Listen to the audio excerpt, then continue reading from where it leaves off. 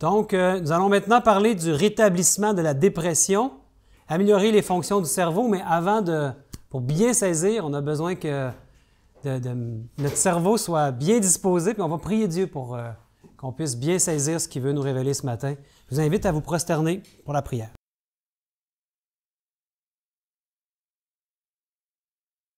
Bon Père éternel, merci beaucoup pour tous tes bienfaits. Merci pour ce camp meeting où tu nous permets de nous ressourcer, de fraterniser avec les frères et sœurs. C'est merveilleux.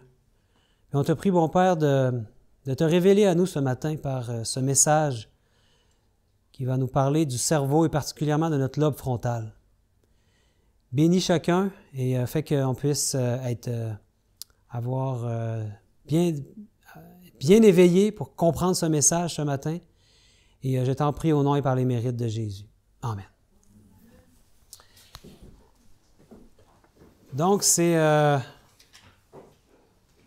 moins une prédication ce matin que plutôt une étude sur le sujet du rétablissement de la dépression. Et pardonnez-moi, je vais juste vous montrer ce livre que j'ai amené du Canada. Ça s'appelle « Surmonter l'anxiété et la dépression ». Et c'est un livre qui a été fait par le docteur Neil Nedley. Et c'est de ce livre qui est tiré cette présentation. En fait, ce sont des ateliers qu'on avait donnés au Canada et ici, c'était le dernier atelier. Après avoir tout vu les lois de la santé, c'était le dernier élément qui était très important à ne pas négliger et qui vient intégrer toutes les autres lois de la santé. Et ce livre ici est très intéressant. Il a été traduit au Québec par un ministère que je pourrais vous mettre en contact si jamais vous voulez ce livre. Il est très intéressant. Il est maintenant en français parce qu'il est écrit seulement en anglais. Et bon, ça s'appelle « Rétablissement de la dépression » ce matin, mais on va parler surtout du lobe frontal. Donc, comment améliorer les fonctions de notre cerveau. Et il y a un lien vraiment intéressant avec ce qu'on a vu ce matin sur la victoire que Dieu veut nous donner sur le péché. Donc, moi, je vais vous donner certains éléments ce matin pour lutter contre la dépression. Mais je veux juste vous dire que je ne suis pas médecin, je me base vraiment sur le livre du docteur Neil Nedley, qui lui est médecin, et qui aussi, son livre est très bien documenté et référencé avec une foule d'études. Et tout ce qu'il amène est basé sur des études scientifiques. Et donc, certaines que je vais vous citer.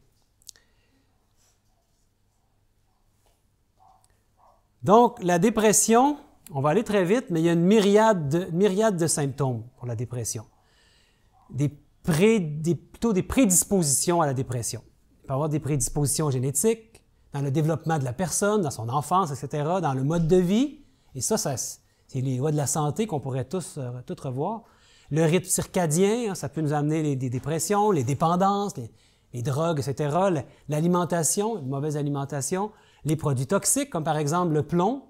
Je pense que c'est plus tellement un problème de nos jours. Avant, il y avait de la plomberie il y avait du plomb, ça peut être très nocif pour le... ça peut être des problèmes au niveau dentaire. En plus, oui. Ah oui, exactement. L'environnement social, le stress, le deuil complexe, hein, ça peut arriver des fois qu'on a vu un moment de dépression, mais si on a éliminé les autres facteurs de prédisposition, puis si notre lobe frontal est en bonne santé, bien, quand on vit un stress ou un deuil, un chagrin, on va avoir un moment de dépression qui est humain, hein, mais on va s'en relever très rapidement. On ne sombrera pas dans la dépression profonde. L'état de santé aussi, hein, on peut avoir un état de santé qui prédispose à la dépression. Puis le lobe frontal. Et ce matin, ce qu'on va surtout, on va seulement discuter de l'aspect du lobe frontal. Donc, les recherches dans les années 90 et 2000, il est maintenant bien connu que l'activité et le débit sanguin du lobe frontal de pratiquement toutes les personnes déprimées, quelle que soit la cause de leur dépression, sont réduits de façon significative. Ils ont fait des scans du cerveau. Vous voyez ici les personnes déprimées et les personnes rétablies. Les ondes de couleur, ces ondes de chaleur. Ça veut dire qu'il y a des zones où le sang circule plus. Voyez-vous ici devant, surtout, la personne qui est rétablie, il y a plus de zones de chaleur. Le sang circule plus abondamment dans le lobe frontal qu'une personne qui est déprimée. Il y a peu de sang qui circule. Donc ça, c'est très significatif. On va en parler. En fait, qu'est-ce qui vient en premier? Selon les preuves convaincantes de Drevet, c'est une étude qui cite ici, Dr. Nedley, les problèmes au niveau du lobe frontal constitueraient la cause et les symptômes de dépression les effets. Donc, le problème sous-jacent à la dépression est un lobe frontal affaibli. Et ça, c'est quelque chose qui est très négligé aujourd'hui quand on soigne la dépression. On va soigner les symptômes. La personne est déprimée, on va lui donner des médicaments, des psychotropes qu'on dit, hein? Mais on oublie que la cause des problèmes, c'est le lobe frontal qui est affaibli. Donc, qu'est-ce qui affaiblit le lobe frontal? C'est ce surtout dont je veux vous entretenir ce matin. Donc, le lobe frontal. Donc, les études ont démontré que le lobe frontal est le centre de la spiritualité, de la moralité, de la volonté. En fait, le lobe frontal, on ne voudrait pas qu'il soit affaibli parce que c'est le poste de commande analytique du cerveau. C'est le siège du jugement, du raisonnement, de l'intellect, de la volonté. En fait, c'est par là que Dieu veut communiquer avec nous, le lobe frontal. C'est une région où les émotions ne sont pas impliquées.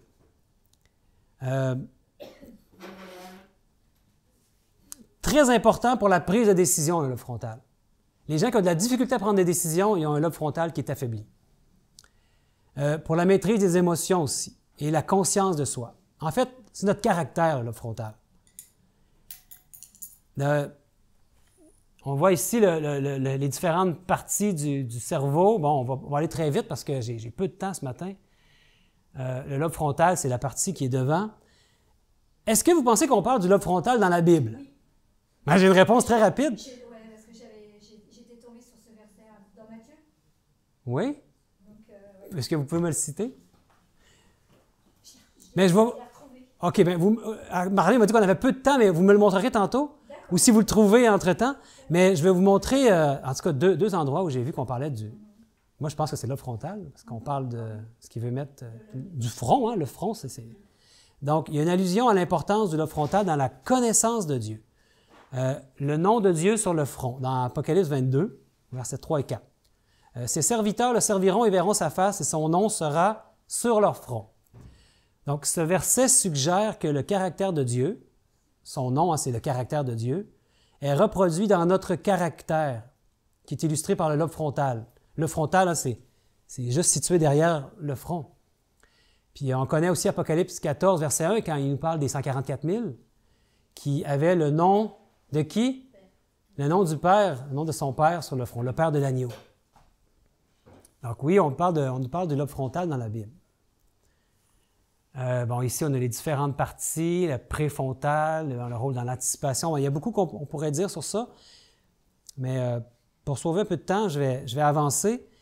Et ici, on nous parle de la grosseur des lobes frontaux par rapport au reste du cerveau. Et c'est important de voir que l'être humain, Dieu nous a dotés d'un lobe frontal qui prend beaucoup de place dans notre cerveau. Comme par exemple, peut-être les enfants, ça va les intéresser.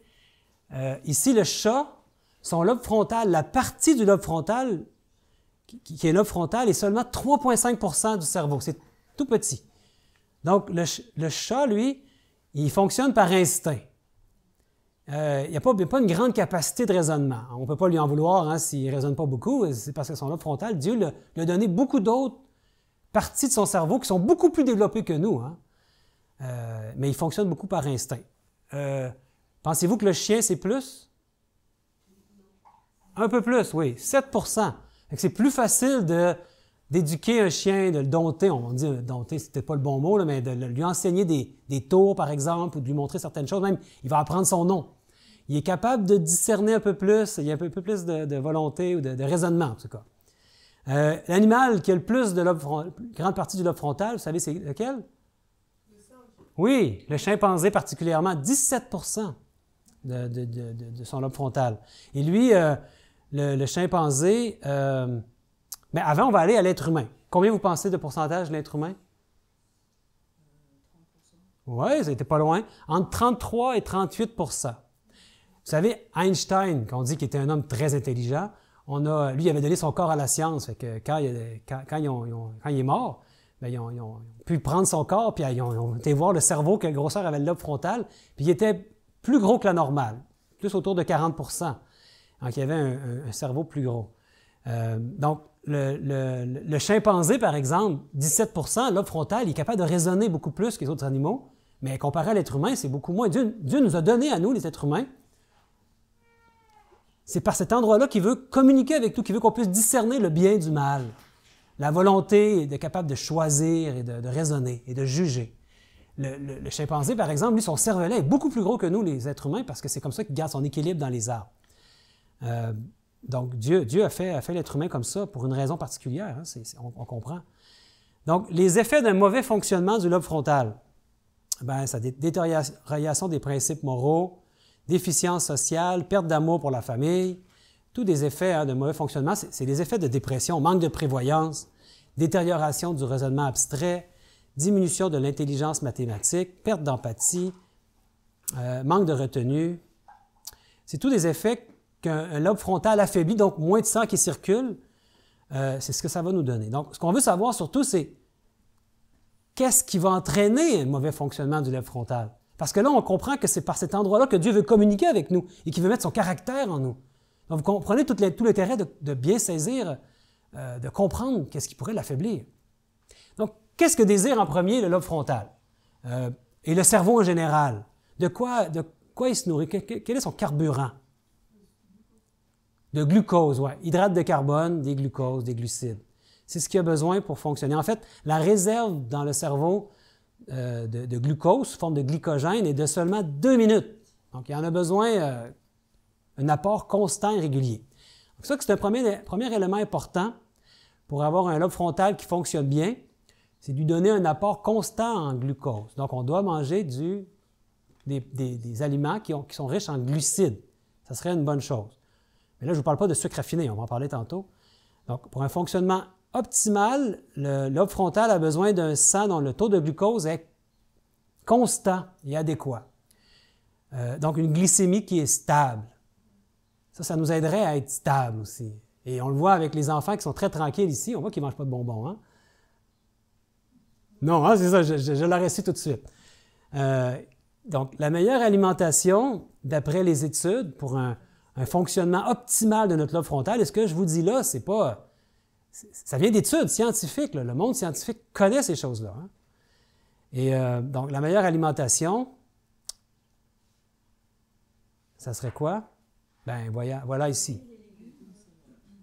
Très coloré en plus, un Dieu merveilleux. Oui, Estelle. On dit aussi pour la glycémie, on a parlé de glycémie, les chercheurs parlent de diabète de type 3, et qui est la maladie d'Alzheimer maintenant. Donc, on sait maintenant que Oui. avoir une glycémie tout le temps élevée affecte le cerveau. Wow, je ne savais pas. Intéressant. Donc,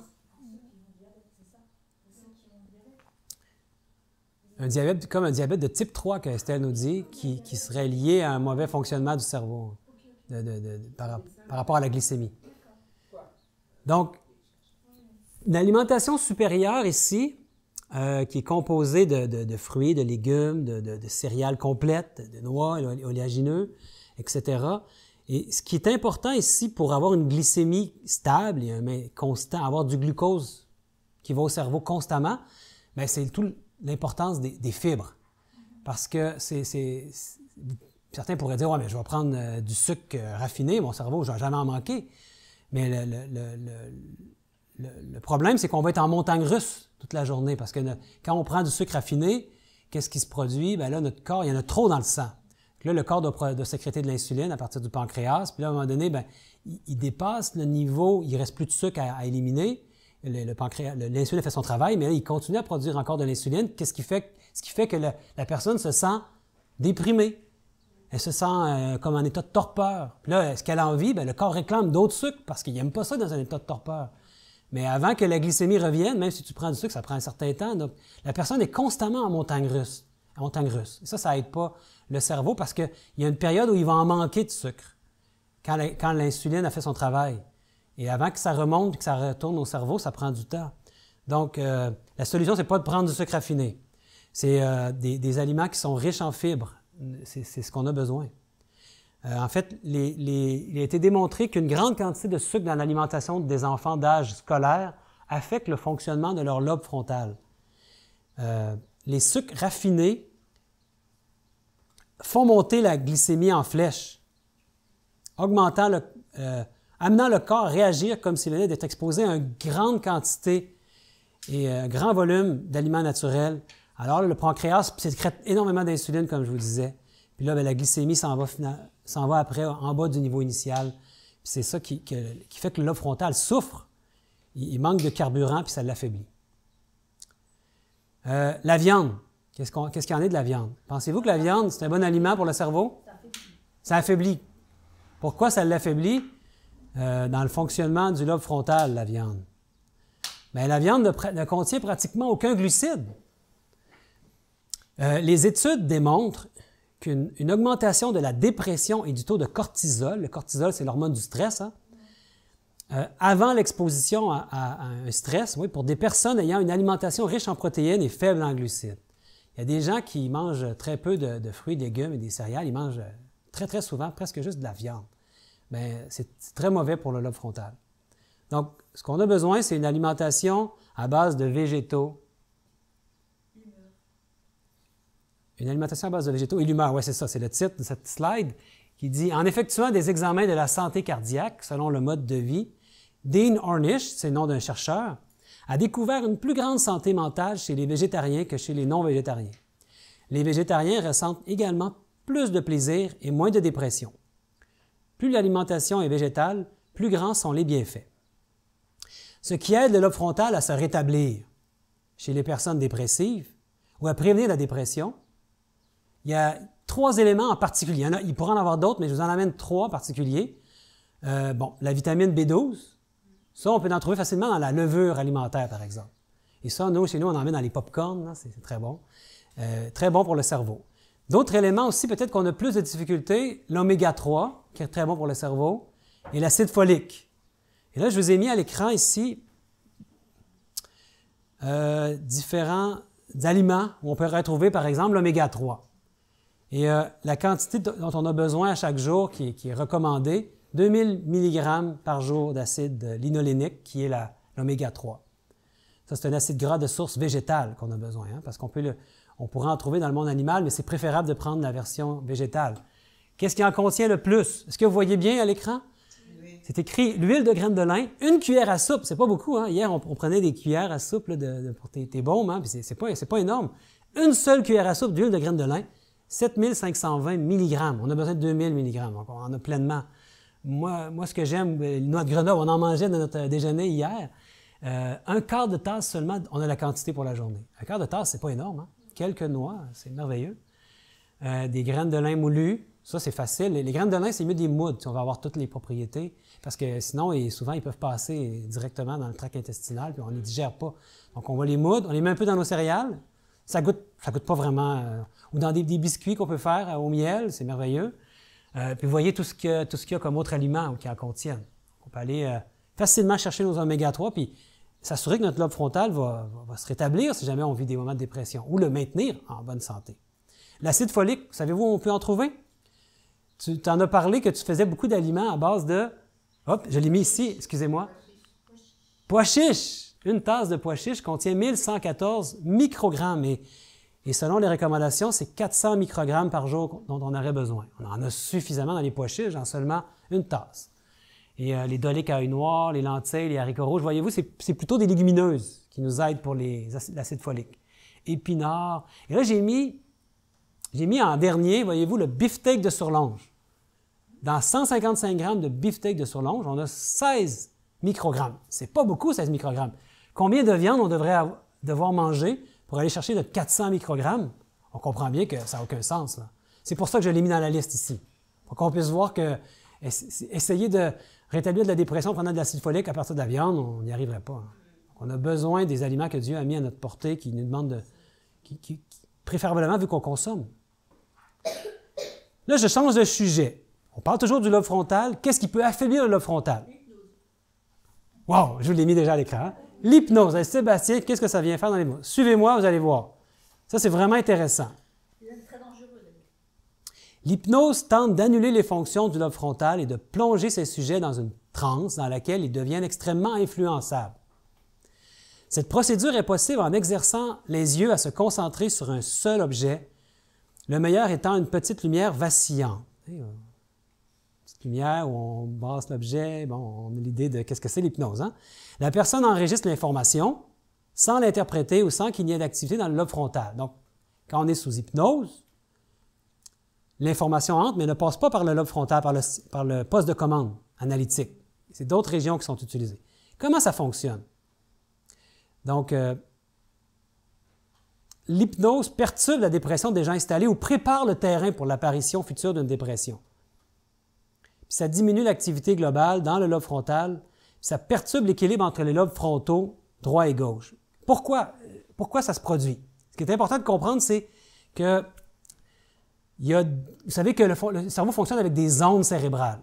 On les a catégorisées en différents types de longueurs d'onde. Ici, vous voyez les fréquences avec différentes longueurs d'onde.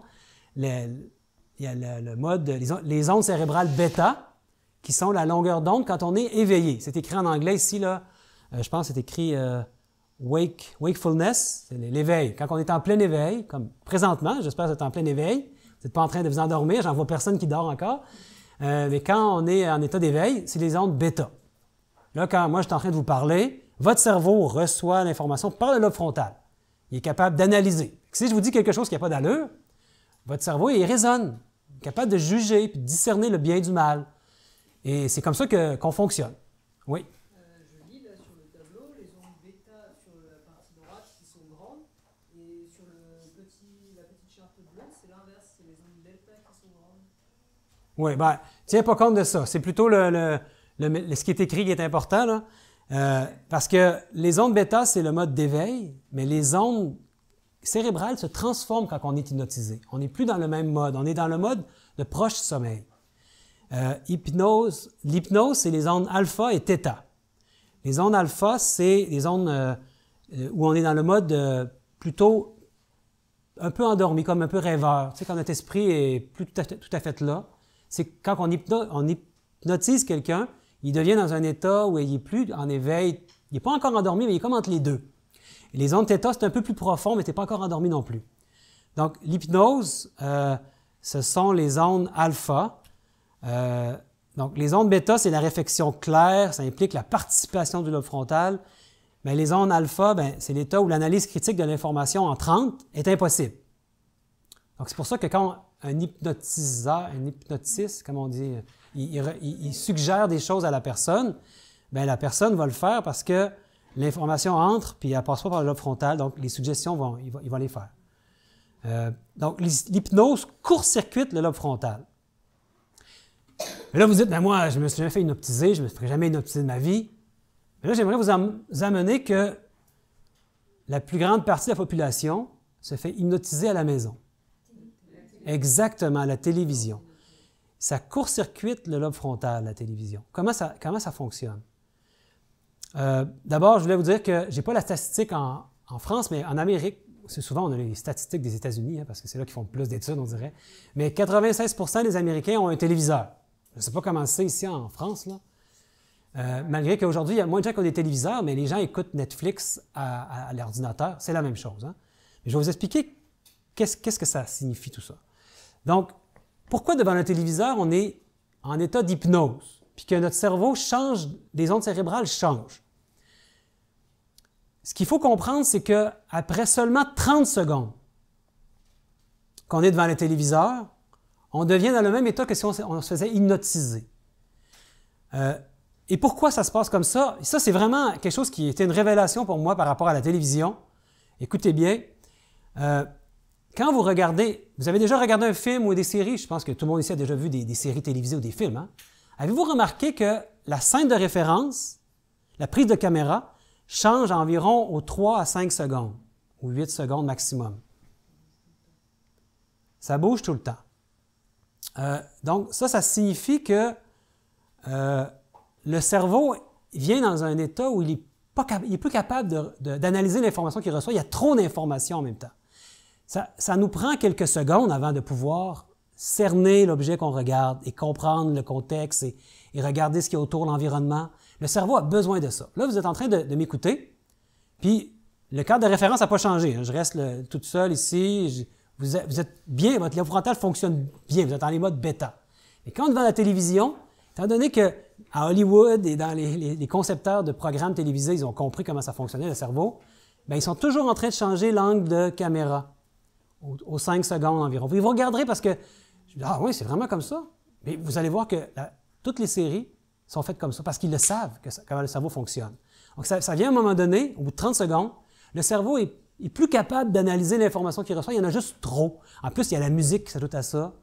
Puis même si c'est un film d'amour, ça va, c'est tout doux, c'est tranquille, mais le fait que le cadre de référence change, le cerveau, à un moment donné, il est plus capable, il y a trop d'informations, il n'y a pas le temps de l'analyser.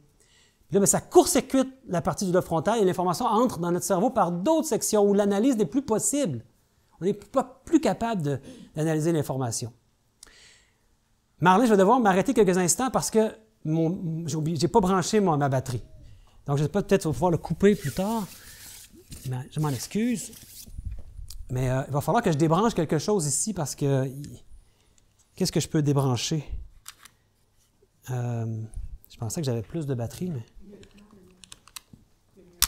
Mon ordinateur va s'éteindre. OK, parfait. Oui, ici. Vous avez vu, j'ai acheté un gros bidule. Bon, pardon. Restez bien éveillés. En mode bêta, mes amis, mes frères et sœurs. Voilà, lui, il va rester réveillé aussi. Là. Super. Donc, le fait de changer de cadre de référence comme ça, bien, c'est un facteur important de suppression du lobe frontal. Le lobe frontal n'est pas utilisé. Donc, ça veut dire que si à la télévision, on voit des scènes où il y a des péchés, par exemple, on dit « Ah, ben moi, je regarde, mais ça ne m'affecte pas. » Mais non, c'est certain que ça va t'affecter parce que au bout de 30 secondes, tu deviens en état d'hypnose. C'est pas vraiment l'hypnose, là, mais le cerveau, ses ondes changent et on n'est plus capable d'analyser l'information. Ça veut dire que d'autres sections du cerveau vont recevoir l'information et elle va ressortir plus tard. On n'est pas capable de l'analyser, donc elle rentre en nous, puis notre cerveau participe au péché qu'on voit. Donc après ça, on demande au peuple de Dieu d'avoir la victoire sur le péché alors que nos enfants, et on est constamment devant la télévision. Ça n'a pas de sens, vous comprenez? Donc c'est un élément de plus pour dire, pour nos enfants surtout, la télévision, c'est, j'aimerais le dire comme ça, c'est satanique, mes amis. Moi, quand j'ai découvert ces choses-là, déjà que j'écoutais presque plus la télévision, mais même les informations à la télé, je vais vous dire pourquoi après, mais c'est terrible. Vous allez me dire, il y a des émissions éducatives. OK. Ça serait quoi le critère pour une émission éducative? Et dans le livre, Neil Nedley nous dit qu'il y a moins de 1% des émissions à la télé qui seraient éducatives. Comme, par exemple, si vous écoutez sur YouTube, le message que je suis en train de faire, vous l'écoutez par après sur YouTube. Est-ce que ça serait suppression du lobe frontal? Est-ce que ça serait mauvais?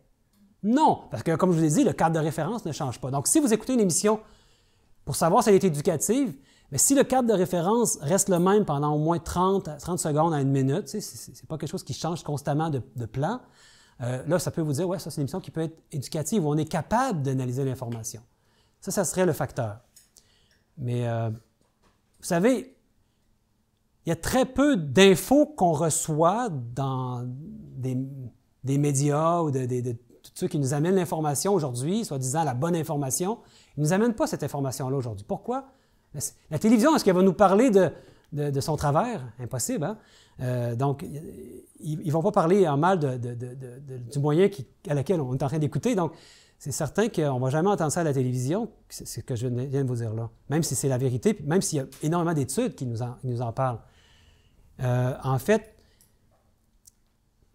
l'horreur de la télévision, des émissions, surtout à la télévision, hein, parce que la télévision en tant que telle, c'est un objet, mais c'est le fait que l'information entre sans réaction de notre part. On ne peut pas y réagir. Elle se rend directement à notre mémoire et nous y réagirons peut-être plus tard. Elle entre en nous quand même. Vous savez, il y a des scènes terribles dans la vraie vie, là, dans la vie normale, là, des scènes terribles qu'on voit à la télévision qui devraient nous faire réagir fortement dans la vraie vie. Écoutez, si quelqu'un entre ici, puis il commence à prendre une arme à feu, puis il tue quelqu'un, vous allez en être marqué pour le reste de vos jours. Hein? C'est pas banal. Ça devrait nous faire réagir. Mais quand on voit des meurtres à la télévision, on en vient à être insensibilisé. On ne réagit plus. C'est parce que ça ne rentre pas par notre poste de commande. D'autres sections qui sont utilisées. C'est la même chose pour les informations qu'on écoute à la télévision. Est-ce que c'est des bonnes nouvelles qu'on reçoit? C'est toujours des mauvaises nouvelles. On voit la souffrance qui se passe dans d'autres pays. On voit des catastrophes, des cataclysmes, des gens qui souffrent, qui meurent partout. C'est ça les nouvelles aujourd'hui, hein? Puis on vient qu'à être comme désensibilisé par rapport à cette souffrance-là. Elle ne nous atteint plus. Parce qu'on en voit toujours, constamment. Ça n'a plus d'effet sur nous. On devient comme insensible à mesure de notre exposition à ces choses. Parce que, vous savez, notre cerveau, comme beaucoup de choses, il s'adapte. Je me souviens plus, hier, on disait aussi que notre cerveau, notre corps s'adaptait même à, je pense, la consommation de viande, ou en tout cas, il s'adapte à tout, même des choses mauvaises. Notre corps s'adapte et se protège et se désensibilise. Parce que de réagir fortement à tout ce qu'on verrait à la télévision, on viendrait fou, on mourrait, on ne pourrait pas subir ça. Donc, c'est pour ça que ce n'est pas le lobe frontal qui agit, qui reçoit l'information, c'est d'autres parties du corps. Ici, il dit on a plein de nouvelles chaînes. Oui, hein? Aujourd'hui, en tout cas, je ne sais pas si c'est comme ça, mais les dernières fois où j'ai vu la télévision, il y a quelques années au Québec, au Canada, il y avait, je pense, 600 chaînes. Je veux dire, juste faire le tour des chaînes, là, avec la manette, là, avec le télécommande, t'en as pour la soirée, là, puis là, tu recommences, tu fais le tour de nouveau. Il y a tellement de chaînes, c'est terrible. Ben oui. Il est vraiment enchaîné. Il est enchaîné, le pauvre. Il y a plus de 10 ans, puis là, je pense que ça fait même plus de 15 ans, parce que quand j'avais donné cet atelier, ça fait au moins 5 ans. Donc, il y a plus de 15 ans, plus de 3000 études scientifiques étaient déjà publiées à propos des effets de la TV sur le cerveau. Donc, c'est incontestable, les effets nocifs de la télé sur le cerveau. Et il y a plus de 500 livres et études scientifiques qui nous amènent que la TV entraîne l'apathie. On a un monde aujourd'hui qui est apathique. Ne cherchez pas trop la cause, hein, on la connaît. C'est pour ça que je mets beaucoup d'emphase dans cette étude sur le lobe frontal sur les méfaits de la télévision. Plus on voit de tragédies contre lesquelles nous ne pouvons rien, moins nous avons tendance à réagir. Les nouvelles, les films, les émissions, voir la souffrance sans pouvoir la soulager, ça nous rend insensibles. Là, il y en a qui disent, puis là, quand on parle de publicité, les publicitaires, ils connaissent, c'est des psychologues, hein, c'est des gens qui sont très connaissants du cerveau. Ils savent comment ça fonctionne, le cerveau, et ils l'utilisent. Puis, il y en a qui me disent, non, mais moi, je suis capable de, je ne vais pas faire ce qu'ils vont me dire, là, je le reçois, mais non. Mais pourquoi vous pensez qu'ils mettent autant d'argent pour les publicités si ça ne fonctionne pas? C'est certain que ça fonctionne. Donc, ils utilisent, le rythme est encore plus rapide dans les publicités, hein? Le cadre de référence, ça vient, on vient comme presque épileptique tellement il y a d'informations en même temps et de musique et de couleurs. Donc, ça fonctionne la publicité, puis ça va nous faire, après ça, sans qu'on s'en rende compte, arriver à l'épicerie, on va consommer ce qu'on a vu à la publicité. On va se surprendre d'acheter des croustilles, etc. Je dis n'importe quoi, là, mais vous comprenez ce que je veux dire, hein? Ça fonctionne. Une autre image que tu vas aimer peut-être. J'ai été voir les statistiques en France. En moyenne, 44 millions de Français regardent le petit écran chaque jour. Et la statistique est moindre qu'aux États-Unis. Aux États-Unis, c'est 40 heures par semaine d'écoute de la télévision. En moyenne, hein, d'Américains moyens. En France, c'est 27 heures par semaine. Donc, un peu mieux qu'aux États-Unis ici. Mais 27 heures par semaine, c'est énorme, hein? Et ça, c'est une moyenne. C'est-à-dire qu'il y en a qui font sûrement 40 heures. Il y en a qui se lèvent le matin, ils ouvrent le téléviseur. Et toute la journée, ils arrivent le soir, ils ouvrent le téléviseur. C'est comme un bruit de fond toute la journée. Et donc, la conséquence, c'est vraiment, il faut y réfléchir. C'est 40 heures par semaine, c'est un travail à temps plein, hein, écouter la télévision. Donc, voilà pour la télévision. Je vous amène sur un autre point, la musique. Parce qu'il y a un impact de la musique aussi sur le lobe frontal. La musique entre dans le cerveau par les centres émotionnels. dont le lobe temporal et le système limbique font partie. Puis, certains types de musique ont tendance à entraîner une réaction du lobe frontal qui influence la volonté, les valeurs morales et le raisonnement. Savez-vous de quelle musique il pourrait s'agir? Quelle est la seule musique qui va stimuler le lobe frontal et non pas d'autres régions vont être utilisées? Non, qui stimule de la bonne manière, je veux dire. Parce que ce qu'on veut, c'est que notre lobe frontal travaille. Oui, la musique classique, exactement, ça renforce le lobe frontal. C'est la seule, en fait, qui renforce le lobe frontal. Parfois, il y a des chrétiens qui aiment le jazz, les musiques jazzées, ou non. Toutes ces musiques-là, malheureusement, ça ne renforce pas le lobe frontal. Ici, on a le rock. La musique entraînante n'est pas nécessairement exaltante. D'autres types de musique ne produiront que peu ou pas de réaction du lobe frontal. Ils ne produiront qu'une forte réaction émotionnelle et très peu d'interprétation logique ou morale. Donc, il y a beaucoup de musique comme ça, comme le rock, qui a des rythmes très syncopés. Hein? Et ça, ce que ça fait, c'est que ça, rapidement, quand on écoute cette musique-là, ben, on ne le reçoit pas par notre poste de commande, le lobe frontal, mais par d'autres sections. C'est les émotions qui entrent en ligne de compte. Et notre capacité de raisonnement est plus la même. Donc, après ça, s'il y a des paroles qui ne sont pas les paroles qu'on devrait entendre, bien, on ne peut pas les filtrer, on ne peut pas les analyser. Et c'est cette musique-là, très syncopée, la musique autre que la musique classique, montre, selon les études, un effet hypnotique similaire à la télévision. Une stimulation incessante des sens supprime les processus analytiques et ultimement l'habilité à affronter la vie de façon rationnelle, ce qui mène à l'utilisation de mécanismes de fuite comme le retrait, l'indifférence et le rejet de la réflexion disciplinée, devant de lourdes responsabilités et l'obligation de prendre des décisions difficiles. Alvin Toffler. Qu'est-ce qui nous amène à une prédisposition certaine du lobe frontal? Puis là, Marlin, j'aimerais que tu me dises quand il va me rester 15 minutes. On est encore du temps? Oui? OK. OK, je continue. Quelles sont les prédispositions certaines du lobe frontal? Ici, on va en parler, l'alcool, la nicotine, les drogues illicites. C'est tous des éléments qui affaiblissent le lobe frontal. On l'a dit tantôt, une alimentation faible en glucides. Ici, c'est intéressant, des fréquentes stimulations sexuelles en dehors des liens du mariage. Donc, étant donné que le lobe frontal est le siège de la moralité, notre conscience, on pourrait dire, le fait d'enfreindre notre code moral, comme par exemple, nous, notre code moral, c'est quoi? C'est la loi de Dieu. On ne devrait pas aller faire un adultère, on le sait. Le fait d'enfreindre notre code moral, la loi de Dieu, par exemple, peut causer et cause un refoulement du lobe frontal.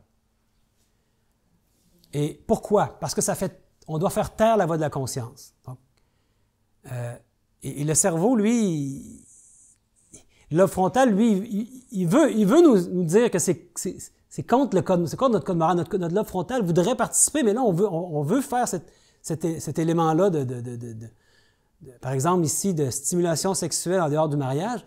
Mais le cerveau, lui, il doit se protéger. Donc, il y a d'autres sections du cerveau qui vont entrer en jeu. Le lobe frontal, lui, s'affaiblit. Donc, ça va... pour faire taire la voix de notre conscience, il y a un refoulement du lobe frontal. Vous comprenez ce que je veux dire? Parce qu'ici, c'est le siège de notre conscience. C'est par là que Dieu communique avec nous. Là, c'est très intéressant parce que vous vous dites, « Ouais, mais moi, je ne vais pas aller faire de l'adultère, je suis fidèle à ma femme. » Et c'est le cas de la plupart des gens. Hein? Il n'y a pas tant de monde que ça qui vont faire des adultères. Dans le monde, même, j'imagine en tout cas. Mais il y a un élément important, c'est que maintenant, on a Internet. Puis là, j'ai regardé les statistiques, ça fait déjà quelques années, mais vous savez que 12% des sites sur Internet, c'est de la pornographie. Que 25% des recherches sur Google, comment vous dites les Français? Google? Google. Bon, Google, le moteur de recherche Google ou autre moteur de recherche, 25% des recherches sur Internet, ce sont des gens qui cherchent quoi? De la pornographie. Donc ça, c'est des relations sexuelles en dehors des liens du mariage, on peut dire. C'est la même chose. Donc pour faire ça, les gens doivent doivent enfreindre leur code moral, leur conscience, ça affaiblit le lobe frontal. La statistique nous dit que 98% des hommes consomment plus ou moins régulièrement de la pornographie sur Internet. 82%. Ça veut dire qu'il reste seulement 2%. Et moi, Marlin, Florian, les autres sont tous dans cette consommation de pornographie. Quand je parle de ça à des gens qui ne sont pas chrétiens ou dans l'Église, je sais que les gens, ils en consomment. C'est très répandu, c'est presque tout le monde. Les femmes, c'est un peu moins, le pourcentage est dans les 70%.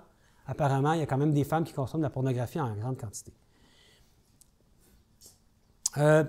Ici, d'autres éléments. Regardez MTV de façon régulière. Ça, c'est aux États-Unis. Je ne sais pas si ici, vous avez l'équivalent. Les postes de télévision qui sont de la musique en continu avec des vidéos. Des vidéos de la musique là, qui vont avec la musique. Donc, les gens qui regardent MTV de façon régulière, wow! Les études montrent qu'ils sont déprimés. Leur lobe frontal ne fonctionne plus. Ensuite, l'hypnose, on a parlé, la télévision, tout ça. Un manque de régularité dans l'étude de la parole ou dans la réflexion abstraite. On va le voir tantôt, mais étudier les Saintes Écritures, c'est un élément qui est probablement un des plus extraordinaires pour renforcer notre lobe frontal parce qu'on est en train de réfléchir souvent sur des éléments abstraits. Et c'est là que ça le fait travailler, le sang circule et notre lobe frontal il se renforce. C'est merveilleux. D'autres éléments, agir régulièrement à l'encontre de sa conscience, comme on l'a dit.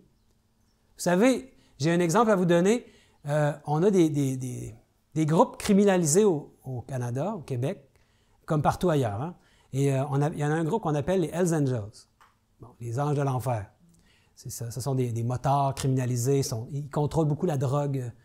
Puis pour faire partie de ce groupe criminalisé, ben, tu dois, pour être admis comme membre, tu dois faire un meurtre. Tu dois tuer quelqu'un. Il y a toujours des règlements de compte à faire. Hein, donc, le premier meurtre, c'est le plus difficile. Parce que ta conscience, naturellement, te dit de ne pas faire un meurtre. Même si tu ne connais pas la loi de Dieu, hein, naturellement, Dieu a mis ça en nous. Le premier meurtre est très difficile. Ils savent que c'est le premier meurtre qui va être le plus difficile. Après ça, le deuxième est déjà moins difficile parce que le lobe frontal doit s'affaiblir pour qu'on puisse faire un... Puis à un moment donné, un tueur à gages qui a fait 100 meurtres, 1000 meurtres dans sa vie, il est capable de tuer de sang-froid. Pourquoi? Parce que son lobe frontal est complètement affaibli. Parce qu'il va contre son code moral naturel que Dieu a mis en nous. Puis il va contre sa conscience et ça, ça affaiblit le lobe frontal. Donc, agir régulièrement à l'encontre de sa conscience, c'est très mauvais. Des choses aussi comme la méditation orientale. On a parlé du yoga, je pense, hier. Le yoga, en fait, c'est une forme d'hypnose. On peut dire d'auto-hypnose. Oh, ça veut dire qu'il est midi. Donc, c'est aussi dangereux pour l'affaiblissement de notre lobe frontal, toutes les techniques de méditation qui viennent qu'à nous auto-hypnotiser. On a parlé de l'alcool, la caféine, la nicotine, que c'est des facteurs de suppression. Vous allez pouvoir le lire, mais ces trois éléments-là, on le sait, ça a un effet nocif sur notre cerveau. Ce sont des drogues, ce sont des éléments qui ne renforcent pas le lobe frontal, au contraire. Oui? La réflexion abstraite, c'est la deuxième fois que je vois ça. En gros, là, tu me dis, faites des mathématiques. Exactement, les mathématiques, c'est merveilleux pour le lobe frontal. Tu as tout à fait raison. Et c'est pour ça que la musique classique, on dit, hein, c'est chef-d'œuvre c'est les mathématiques, dans le fond. C'est mathématique, cette musique. C'est de la musique qui nous fait réfléchir. Et c'est merveilleux, même. On va parler tantôt de la musique classique. C'est la musicothérapie qu'on peut faire. On peut écouter de la musique classique et ça va nous rétablir de la dépression si jamais... L'exercice de mémoire aussi. Apprendre des versets par cœur, Mmh. mémoriser. Sûrement, oui. Donc, mesure générale de traitement de la dépression pour améliorer le fonctionnement du lobe frontal. On arrive plus à la fin. Donc, la thérapie musicale, justement, j'en parlais, pour améliorer l'humeur. La psychothérapie musicale, qui consiste à réfléchir sur le passé, le présent et l'avenir en écoutant de la musique classique, améliore l'humeur et réduit le stress. Déjà, entre 23 et 45 ans ont été soumis à 6 séances thérapeutiques de musique classique sur une période de 12 semaines. Les sujets ont obtenu de meilleurs résultats au test d'humeur générale, ont rapporté se sentir moins déprimés, ont rapporté moins de fatigue, leur niveau de cortisol a baissé, s'est amélioré. Donc, la musique classique, merveilleux. Donc, on peut faire des séances d'écoute de musique classique et ça va renforcer notre lobe frontal. Et quand on est déprimé, qu'on vit du chagrin on a un deuil, c'est un bon moyen. Comment on peut prendre soin de notre lobe frontal? Maintenant, bien, on peut se protéger des blessures physiques. Par exemple, il y a des sports qui sont très violents, qui risquent d'abîmer notre lobe frontal, notre cerveau. Des sports de contact, comme on joue au football. Ce qu'on appelle le football aux États-Unis, au Canada, c'est un sport avec un gros ballon qu'on lance. Là. Puis là, bien, le plaquage est incroyable, des commotions cérébrales, les gens qui boxent, c'est la même chose. Donc, on doit se protéger des blessures physiques. Ça ne donne rien de faire des sports extrêmes qui vont nous empêcher de communiquer avec Dieu par la suite. Donc, bien oxygéner notre cerveau, notre lobe frontal, bien l'alimenter, prendre suffisamment de soleil. On pourrait avoir toutes les raisons scientifiques pourquoi le cerveau a besoin de tous ces éléments-là. L'exercer, peut-être pour la mémoire, comme vous avez dit, contrôler ce qui y entre, prévenir ou contrôler les maladies qui peuvent l'affecter. La foi religieuse accélère la guérison de la dépression. Les patients déprimés dont le score de piété était le plus élevé se sont remis plus rapidement de leur dépression que les patients dont le même score était moins élevé. Donc, ils ont fait des études, ils ont mis des scores. Là. Vous irez voir l'étude, dans le livre, je l'ai, mais ils ont mis un genre de score pour la piété. Et pour chaque tranche de 10 points, les patients se sont remis de leur dépression 70 % plus tôt que ceux de la catégorie précédente. Les activités religieuses externes avaient beaucoup moins d'impact. Donc, la prière active, quand on dit comme lutter avec Dieu, hein, parler avec lui, puis plaider avec Dieu pour avoir des réponses à des questions difficiles ou chercher à connaître sa volonté, bien, on peut dire que la prière, ça peut être vu comme l'une des activités ultimes du lobe frontal. On communique avec Dieu. On est en train de se servir de notre conscience, de notre volonté. On parle avec Dieu. Selon le docteur Neil Nedley, on pourrait même aller jusqu'à dire que l'absence d'un lobe frontal sain et intact pourrait nous empêcher de prier de manière active et concentrée. Donc, malheureusement, aujourd'hui, le monde dans lequel on vit est aux prises avec un lobe frontal affaibli, énormément affaibli, par toutes les choses qu'on a vues aujourd'hui et d'autres. Hein? Et ils sont dans un état de dépression. On a dit combien de pourcents de gens sont en dépression en France? Vous avez dit, je pense, 50 % des gens prennent des médicaments pour lutter contre la dépression. Donc, on est aux prises avec des gens qui ne sont même pas dans une possibilité de pouvoir prier, pratiquement, vous comprenez? Ils ne sont pas capables de se concentrer dans une relation avec Dieu active. C'est grave. Donc, rien ne saurait mieux élargir et fortifier l'intelligence que l'étude de l'Écriture. On fait bien d'étudier l'Écriture aussi, ça nous aide à garder le contact avec Dieu. Aucune autre étude n'est capable d'élever l'âme et vivifier les facultés comme celle des oracles divins. À mesure que l'Esprit s'applique à l'étude de la parole divine, on devient de plus en plus renforcé. L'intelligence, ça c'est dans EMS 1, là, c'est Équilibre mental et spirituel de Mme White.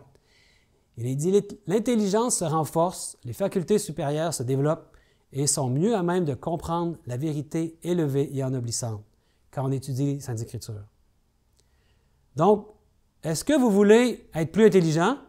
Oui, hein? Plus analytique? Prendre de meilleures décisions?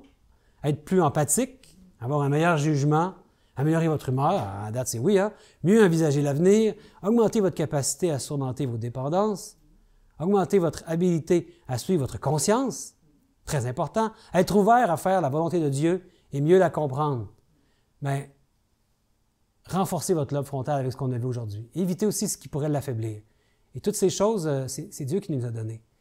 Et un des endroits où on peut voir de façon merveilleuse, vous savez, Daniel, c'est un type des 144 000, ceux qui vont vivre et qui ne verront pas la mort, qui vont revoir le retour de Jésus.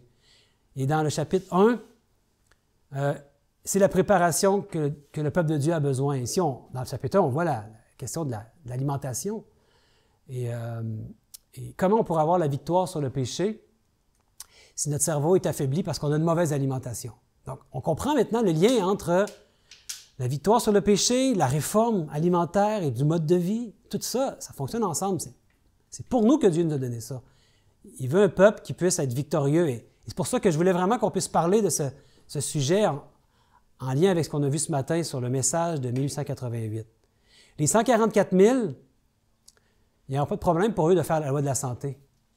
Et ils vont être en connexion constante avec Dieu. Et cette connexion se produit où?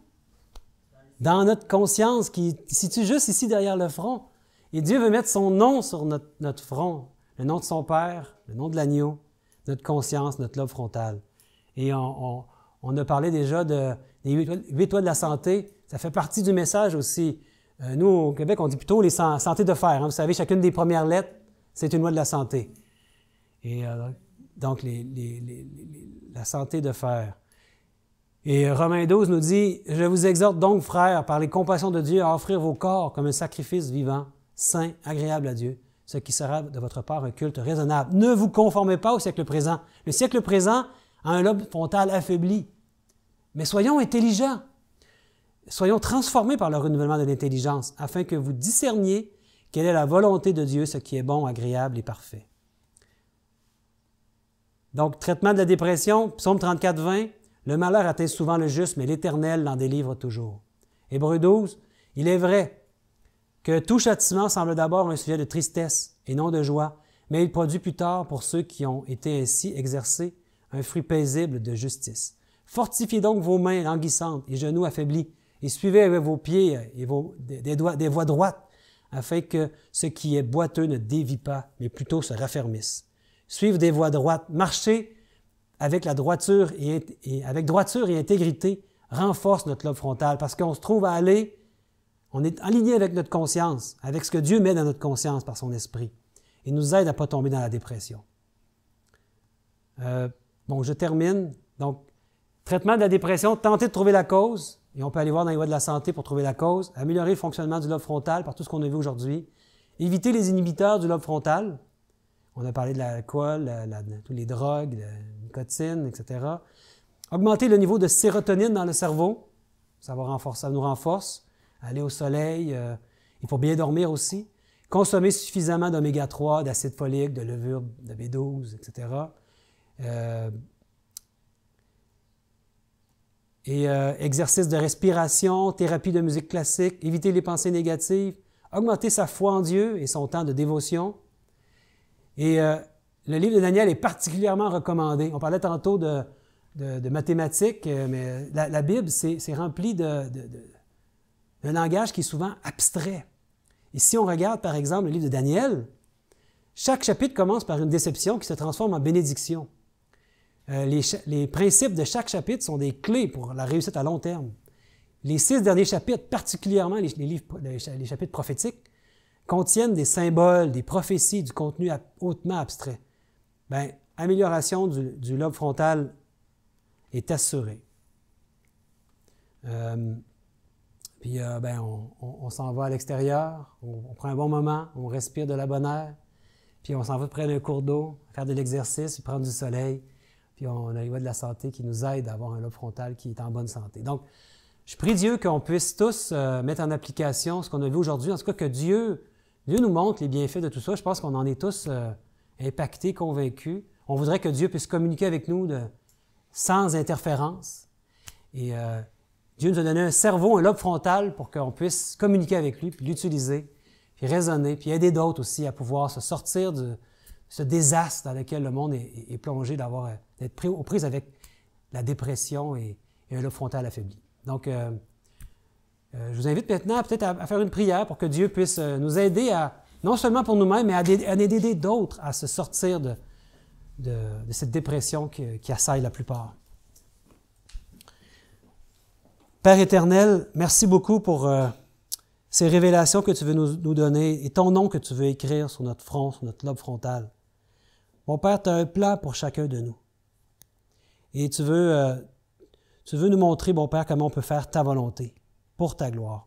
Permets qu'on puisse avoir un cerveau, un lobe frontal qui fonctionne bien et qui est habitué à communiquer avec toi et habitué à te prier et à utiliser notre conscience, ne pas enfreindre notre code moral que tu as mis en nous à chacun de nous. Et qu'on puisse à notre tour ne pas tomber dans la dépression, mais à notre tour en aider d'autres aussi à se sortir de cette dépression pour laquelle beaucoup dans le monde actuellement sont aux prises. Et qu'on puisse devenir comme des flambeaux dans ce monde, des lumières pour éclairer les autres. Je t'en prie, bon Père, au nom et par les mérites de notre seul Sauveur qui est Jésus-Christ. Amen.